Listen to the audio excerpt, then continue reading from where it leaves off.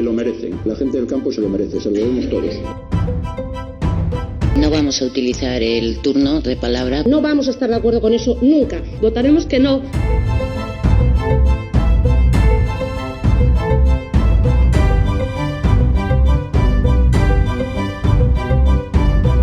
Los que voten en contra, por favor, que le den la mano después y que se miren primero las suyas. Mírese las suyas, señor Barbón.